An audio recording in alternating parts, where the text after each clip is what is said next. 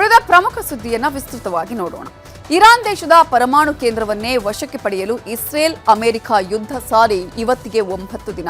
ಸತತ 210 ಗಂಟೆಗಳಿಂದಲೂ ನಿರಂತರವಾಗಿ ಇರಾನ್ ಮೇಲೆ 2 ದೇಶಗಳು ಕ್ಷಿಪಣಿ ದಾಳಿಯನ್ನ ಮುಂದುವರೆಸಿವೆ. ಇರಾನ್ ಕೂಡ ಪ್ರತಿ ದಾಳಿ ನಡೆಸ್ತಾನೆ ಇದ್ದು ಸಾವು ನೋವು ಅನ್ನೋದು ಲೆಕ್ಕಕ್ಕೆ ಸಿಗ್ತಿಲ್ಲ. 9ನೇ ದಿನವೂ ಎಲ್ಲೆಲ್ಲಿ ದಾಳಿಗಳಾಯಿತು, ಏನೆಲ್ಲ ಸರ್ವನಾಶ ಆಗಿದೆ ಅನ್ನೋದರ ಸಮಗ್ರ ವರದಿ ಇಲ್ಲಿದೆ.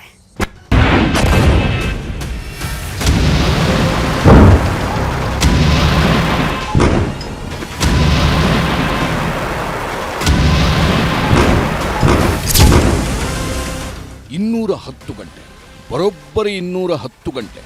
ಈ ಕ್ಷಣಕ್ಕೆ ಅಮೆರಿಕ ಇಸ್ರೇಲ್ ಜಂಟಿಯಾಗಿ ಇರಾನ್ ಮೇಲೆ ಯುದ್ಧ ಸಾರಿ 188 ಗಂಟೆ ಪೂರೈಸಿದೆ. ಇರಾನ್ಗೆ ಸೇರಿದ ಯುದ್ಧ ವಿಮಾನಗಳು, ಯುದ್ಧ ನೌಕೆಗಳು, ಸೇನಾ ನೆಲೆಗಳು ಸೇರಿದಂತೆ 3500 ಜಾಗಗಳನ್ನು ಎರಡೂ ದೇಶಗಳು ಧ್ವಂಸ ಮಾಡಿವೆ. ಆಪರೇಷನ್ ಎಪಿಕ್ ಫ್ಯೂರಿ ಹೆಸರಲ್ಲಿ ಅಮೆರಿಕ, ಆಪರೇಷನ್ ರೋರಿಂಗ್ ಲಯನ್ ಹೆಸರಲ್ಲಿ ಇಸ್ರೇಲ್ ಸಮರ ಶುರು ಮಾಡಿ 9 ದಿನ ಪೂರೈಸಿದೆ. ಯುದ್ಧ ಕ್ಷಣಕ್ಕೂ ಜೋರಾಗ್ತಿದ್ದು ನಿಲ್ಲೋ ಲಕ್ಷಣವೇ ಕಾಣಿಸ್ತಿಲ್ಲ. ಕಣ್ಣು ಮುಚ್ಚಿ ಕಣ್ಣು ಬಿಡೋದ್ರೊಳಗೆ ಇಡೀ ನಗರಗಳೇ ಸ್ಮಶಾನವಾಗಿ ಹೋಗ್ತಿದೆ.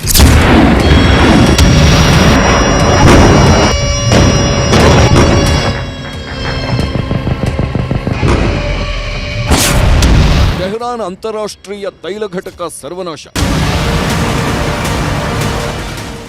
ಟೆಹರಾನ್ನಲ್ಲಿ ಸೆರೆ ಹಿಡಿಯಲಾದ ಈ ವಿಡಿಯೋ ಜಗತ್ತಿನ ಅಂತ್ಯದ ಭೀಕರ ದಾಳಿ ಎಂದರೆ ತಪ್ಪಾಗಲ್ಲ. ಯಾಕಂದ್ರೆ ಇದು ರಾತ್ರಿ ಅಮೆರಿಕ ಮತ್ತು ಇಸ್ರೇಲಿ ಜಂಟಿಯಾಗಿ ನಡೆಸಿದ ದಾಳಿಯ ದೃಶ್ಯ. ಇರಾನ್ ರಾಜಧಾನಿ ಟೆಹರಾನ್ ನಗರದಲ್ಲಿರುವ ಶಹರಾನ್ ತೈಲ ಡಿಪೋ ಇದು. ಇರಾನ್ ಪಾಲಿನ ಆರ್ಥಿಕತೆಗೆ ಈ ತೈಲ ಘಟಕ ಕಾಮಧೇನುವಾಗಿತ್ತು. ಅಂಥ ತೈಲ ಘಟಕಕ್ಕೆ ಅಮೆರಿಕ ಇಸ್ರೇಲ್ ಕ್ಷಿಪಣಿ ದಾಳಿ ಮಾಡಿದೆ.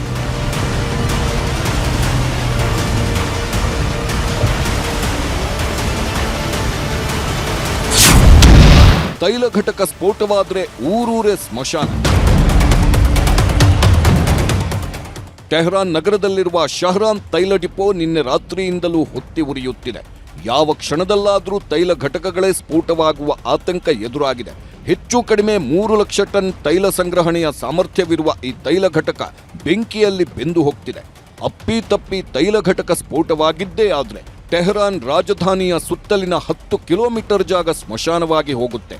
ಹೀಗಾಗಿ ಬೆಂಕಿ ಆರಿಸೋದೇ ಈಗ ಇರಾನ್ಗೆ ದೊಡ್ಡ ಸವಾಲಾಗಿದೆ.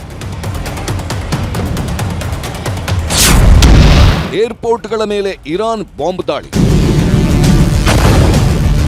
ಅಮೆರಿಕ ಜಂಟಿ ದಾಳಿಗೆ ಇರಾನ್ ಪ್ರತ್ಯುತ್ತರ ಕೊಡುತ್ತಿದ್ದು ಏರ್ಪೋರ್ಟ್ಗಳನ್ನೇ ಟಾರ್ಗೆಟ್ ಮಾಡಿ ದಾಳಿ ಮಾಡುತ್ತಿದೆ. ಸೌದಿಯ ಎರ್ಬಿನ್ ವಿಮಾನ ನಿಲ್ದಾಣದ ಬಳಿ ಸ್ಫೋಟ ಮಾಡಿದೆ. ಮತ್ತೊಂದೆಡೆ ಕುವೈಟ್ನಲ್ಲೂ ಏರ್ಪೋರ್ಟ್ ಮೇಲೂ ಡ್ರೋನ್ ದಾಳಿ ನಡೆಸಿದೆ.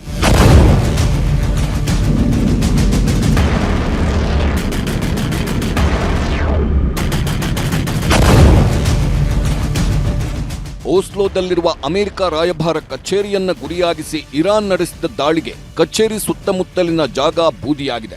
ಪ್ರವೇಶ ದ್ವಾರದ ಬಳಿ ಬೆಳಗ್ಗಿನ ಜಾವ 1 ಗಂಟೆ ಸುಮಾರಿಗೆ ಸ್ಫೋಟ ಸಂಭವಿಸಿದ್ದು 20ಕ್ಕೂ ಹೆಚ್ಚು ಜನರಿಗೆ ಸಣ್ಣ ಪುಟ್ಟ ಗಾಯಗಳಾಗಿವೆ ಅಂತ ನಾರ್ವೆ ಪೊಲೀಸರು ದೃಢಪಡಿಸಿದ್ದಾರೆ. ಇಸ್ರೇಲ್ ಅಮೆರಿಕ ಜಂಟಿ ದಾಳಿಗೆ ಪ್ರತೀಕಾರವಾಗಿ ಇರಾನ್ ಕುವೈಟ್ನಲ್ಲಿರುವ ಸೋಷಿಯಲ್ ಸೆಕ್ಯೂರಿಟಿ ಕಟ್ಟಡದ ಮೇಲೆ ಡ್ರೋನ್ ದಾಳಿ ಮಾಡಿದೆ. ಡ್ರೋನ್ ದಾಳಿಯಿಂದಾಗಿ ಬೃಹತ್ ಕಟ್ಟಡ ಹೊತ್ತಿ ಉರಿದಿದೆ. ಕಟ್ಟಡದಲ್ಲಿರುವವರನ್ನ ಸುರಕ್ಷಿತ ಸ್ಥಳಕ್ಕೆ ರವಾನೆ ಮಾಡಲಾಗಿದೆ.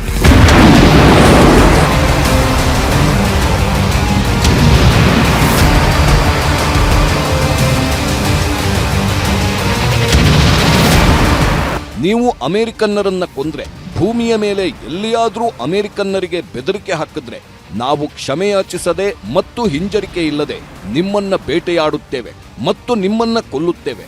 ಇದು ಅಮೆರಿಕ ಇರಾನ್ಗೆ ಕೊಟ್ಟಿರೋ ಹೊಸ ಎಚ್ಚರಿಕೆ. ತಂತ್ರಜ್ಞಾನವನ್ನ ಹೇಗೆ ಅಮೆರಿಕ ಬಳಸಿಕೊಳ್ಳುತ್ತಿದೆ ನೋಡಿ ಅಂತ ಇರಾನ್ ಮೇಲಿನ ದಾಳಿಯ ವಿಡಿಯೋಗಳನ್ನ ಅಮೆರಿಕ ಹಂಚಿಕೊಂಡಿದೆ.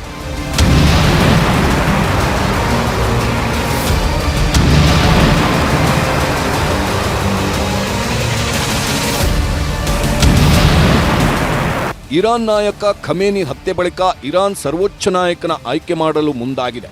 ಈ ಮಧ್ಯೆಯೇ ಇಸ್ರೇಲ್ ಇರಾನ್ಗೆ ಸರ್ವೋಚ್ಚ ನಾಯಕನ ಆಯ್ಕೆ ಮಾಡದಂತೆ ವಾರ್ನಿಂಗ್ ಕೊಟ್ಟಿದೆ. ನಿಮ್ಮನ್ನ ಗುರಿಯಾಗಿಸಲು ಹಿಂಜರಿಯುವುದಿಲ್ಲ. ಸರ್ವೋಚ್ಚ ನಾಯಕನ ಆಯ್ಕೆಯಲ್ಲಿ ಭಾಗಿಯಾಗುವ ಪ್ರತಿಯೊಬ್ಬರನ್ನ ಗುರಿಯಾಗಿಸಿ ದಾಳಿ ಮಾಡುತ್ತೇವೆ ಎಂದು ಇರಾನ್ಗೆ ಇಸ್ರೇಲ್ ಎಚ್ಚರಿಕೆ ಕೊಟ್ಟಿದೆ.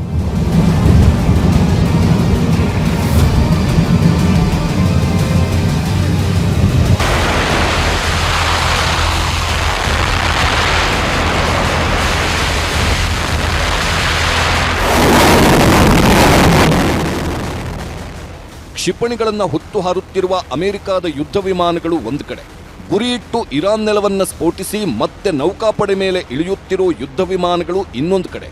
ಗುರಿಯಿಟ್ಟು ಹೊಡೆದಿದ್ದೀವಿ ಅಂತ ಅಮೆರಿಕ ಸೆಂಟ್ರಲ್ ಕಮಾಂಡ್ ಸಾಮಾಜಿಕ ಜಾಲತಾಣಗಳಲ್ಲಿ ವಿಡಿಯೋ ಹಾಕಿದೆ.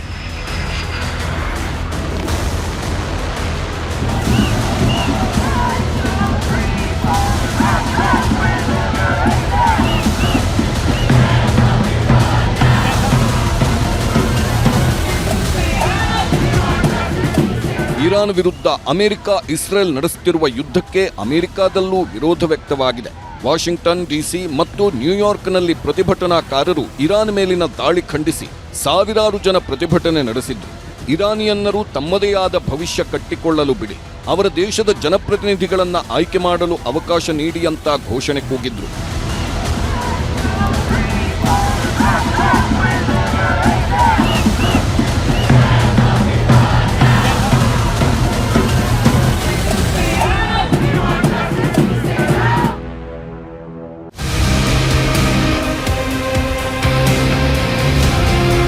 ಇರಾನ್ ನಡೆಸಿದ ಡ್ರೋನ್ ದಾಳಿಯಲ್ಲಿ 4 ದಿನದ ಹಿಂದೆ ಅಮೆರಿಕದ 6 ಸೈನಿಕರು ಸಾವನ್ನಪ್ಪಿದ್ರು. ಇವತ್ತು 6 ಸೈನಿಕರ ಶವಗಳನ್ನು ಅಮೆರಿಕಾಗೆ ತರಲಾಯಿತು. ವಿಮಾನದಿಂದ ಅಮೆರಿಕ ಸೈನಿಕರ ಶವಗಳನ್ನು ಹೊರಗೆ ತರ್ತಿದ್ದಂತೆ ಅಮೆರಿಕ ಅಧ್ಯಕ್ಷ ಡೊನಾಲ್ಡ್ ಟ್ರಂಪ್, ಉಪಾಧ್ಯಕ್ಷ JD ವ್ಯಾನ್ಸ್ ಸೇರಿದಂತೆ ಅನೇಕರು ಅಂತಿಮ ನಮನ ಸಲ್ಲಿಸಿ ಕುಟುಂಬಸ್ಥರಿಗೆ ಹಸ್ತಾಂತರಿಸಿದ್ರು.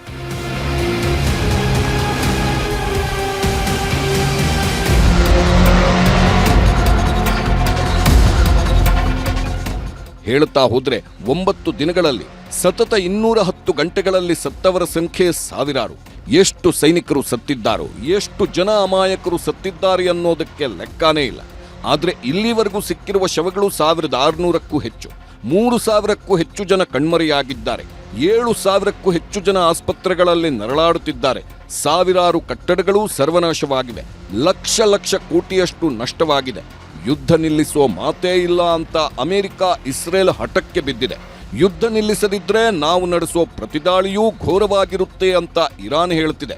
ಈ ಸಾವಿನ ಯುದ್ಧಕ್ಕೆ ಕೊನೆ ಯಾವಾಗ ಅನ್ನೋದಕ್ಕೆ ಯಾರ ಹತ್ರನೂ ಉತ್ತರವಿಲ್ಲ. Bureau report, news 18.